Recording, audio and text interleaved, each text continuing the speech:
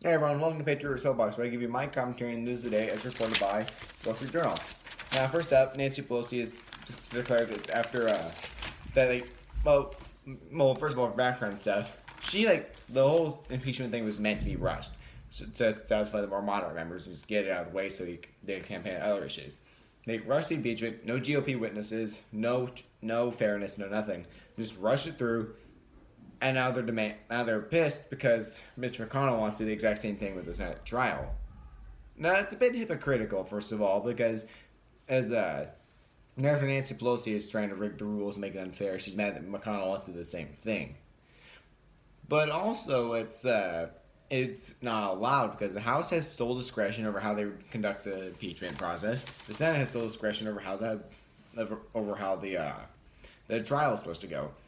And if you think about it, most of the witnesses should be involved in the House process, not the Senate process in the first place, because most of the thing is started because Nancy Pelosi wants to call as many witnesses as she wants, or really she wants her party to, because she can't call any witnesses since she's not in the Senate. But really, it's most of them should be in the impeachment process, not the trial process, because in the impeachment they're building evidence for a case. In the Senate they're actually trying that case, so the only witnesses there really should be opposition witnesses, if you think about it, because Trump's people, because and the ones the Republicans want, because they're trying to rebuff the articles that were sent in, and so yeah, I think it's one, hypocritical, and two, just against the rules. It's Senate's prerogative what happens. You know, a lot of liberal Facebook pages saying yay, the Trump family will forever be synonymous with impeachment, and Democrats will forever synonymous with fantasies and shams that go nowhere, which is worse, right? An impeachment a failed impeachment, or really coup attempt, or trying for 3 years to make up lies that don't actually, go anywhere. So it was really, really, really dumb for the impeachment to go through, and now they're just sitting on their hands about it, because apparently time was of the essence, and now they can wait a while. And Pelosi won't even appoint managers for the trial, which are the House managers or the prosecutors who are trying to push the case in the Senate. When really McConnell should just send it through without him. He should just introduce and say, "All right, guys, yay or nay," and yeah, that would be totally fine according to Senate rules, because the Senate makes the rules for the trial. Then the House recently passed passed spending legislation to fund the government for the rest of the fiscal year. The Senate approved it. The president will probably sign it, but unfortunately, he wanted $8.6 billion for a border wall, but this only gives him $1.38 billion. So hopefully in 2020, after that, the House will be back in Republican hands, and Trump can get more money. Oh, then again, the whole issue or wall funding started under a Republican Congress, a completely Republican one, or at least Republican dominated. So maybe not. And finally, the House of Representatives passed the USMCA trade pact, and so Mexico's already approved it. Canada's yet to approve it, but the House approved it. So now I think it's just up to the Senate to sign it, which they've already said they will, and then the president to sign it, and then it's law. Well, it's law once Canada approves as well. But yeah, Mexico had approved the whole thing was negotiated was finalized last year. But the Democrats have been sitting on their hands because they wasted 2019 pushing for impeachment, which is really dumb. And I mean, if you think the House of Representatives, the entire thing is up for vote within 2 years. So they've already wasted 1 year of their time in control pushing for impeachment above anything else and not getting anything else done. But they've wasted all that time when they could have been passing other laws to build the cases to why they should be reelected in 2020, right? It's just such a waste of. I think the impeachment is just a waste of time, money, etc.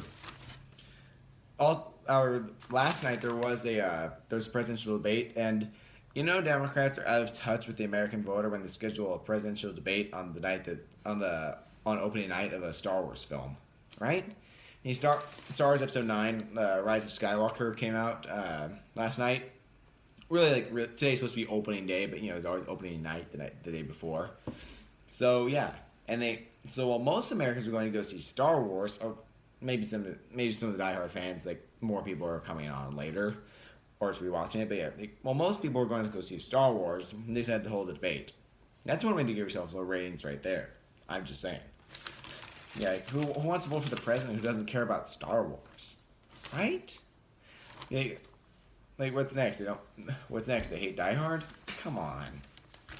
That right there should just disqualify all of them. I think just that like after all the BS crazy policies, like the Star Wars, like scheduling the Star Wars 9, that's just the tip of the iceberg. Like the icing on top of the cake of reasons why they shouldn't be in office, right there. Just no. But yeah, there was a debate, and the main issues, for most of the debates, the main issues have been healthcare and identity politics. This time, though, it's more like economic issues and fundraising, because Warren and Sanders have famously refused to take any big dollar donors because they say their interests lie with people who can't chip in that much money. Pete Buttigieg, however, has taken a stand and said, "No, I'm taking big dollar donors," and he says we need everyone we can to fight Donald Trump. So, of course, we'll take if someone wants to chip in money to help fight Donald Trump, sure, I'll take that money. So Buttigieg actually is smart. I think he's sort of a Trojan horse, especially I was flaunting the fact that he claims to be Christian. I'm like, yeah, you're probably a Trojan horse for progressivism, because he claims to be a moderate, a Christian, all that stuff. But it's gonna be right up the woke. He's gonna turn woke progressive as soon as if he were to ever become president, kind of like how Obama did and Bill Clinton. So yeah, and I don't know. He does have somewhat of a wit to him, though. Elizabeth Warren's bashing millionaires, and he quipped that she was creating a purity test that she herself couldn't pass because she's a millionaire. It is really dumb to think about it. They criticize millionaires because millionaires arguing with other millionaires over who hates millionaires the most and who thinks we should punish millionaires hardest. That's the gist of the debates. But yeah, it's mainly just economic issues, taxes, etc. Joe Biden actually said he'd be willing to sacrifice economic growth and potentially displace blue collar workers in exchange for transitioning to green energy. Again, that alone should disqualify you from being president, because one of the main things about being president is make sure you have a healthy and stable economy. But to go up on stage and say if you're president, you're going to actually be fighting with a weak economy, that's bad. I mean, Obama said that. He said those manufacturing jobs are never going to come back. This slow economic growth is new normal. He said that after he'd already been reelected. So he didn't really have anything to lose as far as electability. Joe Biden, however, is saying that while running for office. So I think that would hurt his campaign. Apparently not, because he's still the front runner. Sanders has gained some ground. Warren slipped behind. Buttigieg just lurched ahead a little bit. And Mike Bloomberg is nowhere to be seen at the debate because he's not taking any money because he already has the money to fund it. But yeah, again, problem with self-funding your campaign is that according to in both parties, you need to get a certain amount of donors and raise a certain amount of money and have all the donors be from a certain amount of states to get on the debate stage. And also you need certain polling levels. But the fact that he's not taking any donor money means that he can't be on debates, which is unfortunate for him, really. But that's his choice, so whatever. Let's see if it works. On the op-ed section, let's see, an article saying what I said about, or somewhat of what I said about about Pelosi delaying the impeachment thing, because she says that she's waiting for the Senate to comply with the rules. Basically says no, it's not. It's apparently the idea she has is floated by a professor at Harvard, and the idea is using the impeachment as leverage to get the terms they want for a Senate trial, which is kind of ridiculous because the Senate can just sit on their hands all they want because for them a president that doesn't even go to trial is as good as an acquitted president. So as long as Trump hasn't actually shown up for trial and the trial is actually convened, he's innocent. Because remember, innocent until proven guilty is how the law works. Apparently, some Democrats still can't grasp that. But yeah, now after both after ramming the impeachment articles through the House like so fast that they couldn't even pick up a crime first, they're now content to sit on their hands. But the gist of this op-ed says like McConnell should just hold trial with or without House managers. Because all he needs to do is like, because to approve the rules, you just need a majority vote. Republicans have 53 votes, so even if you have a couple of people who decide against McConnell's rules, then like a couple of Republicans rather, then McConnell can still get those rules he wants to just say, all right, no witnesses, no trial, nothing. The trial is just going to be a simple vote. That's legal. It's totally legal, because the Constitution says all it says the House has the sole power to try impeachments, and the Senate the House has the power to impeach, and the Senate has power to try it. It doesn't say how they have to do it. It does say that the House is by a mere majority and the Senate's by a 2/3 majority or a supermajority. That's it. That's all it says. So McConnell can do it any way he wants, really, as long as he gets 50 other senators to approve it, which could probably be easy if they know it's good. If they know it's good for their jobs. Then finally, there's the at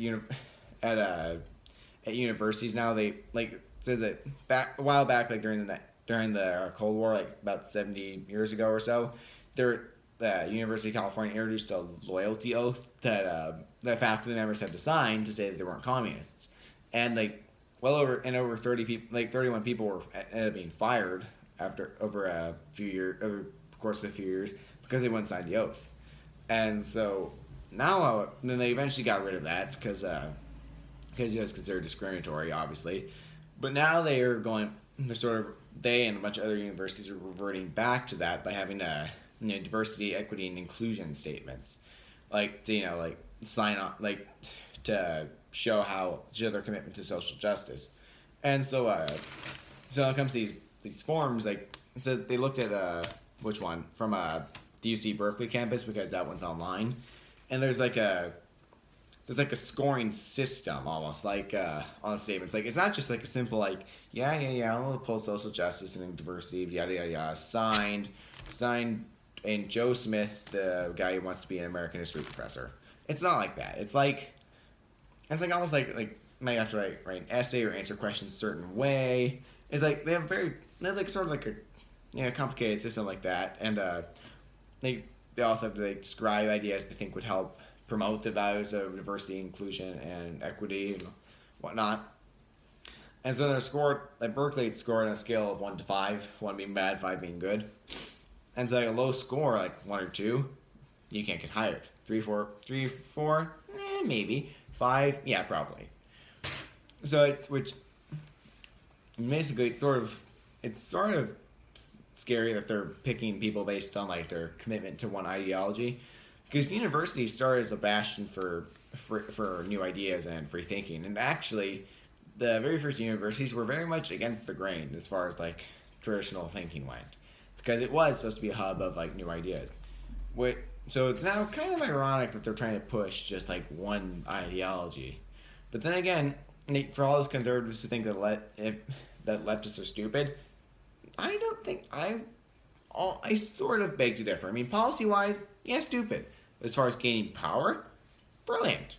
The fact that people on the political left dominate the education industry, from kindergarten, from pre-K and kindergarten all the way up through college, that's brilliant. Because if you're in charge of what people are learning, then you're in charge. Then those students, today's students, are tomorrow's voters. If those voters, if students spend a year in kindergarten, 12 years in elementary school and middle school and high school, and then 4 to 8 years in college, or at a university, and they're learning so for that at max 21-year period they're being fed leftist propaganda day in and day out.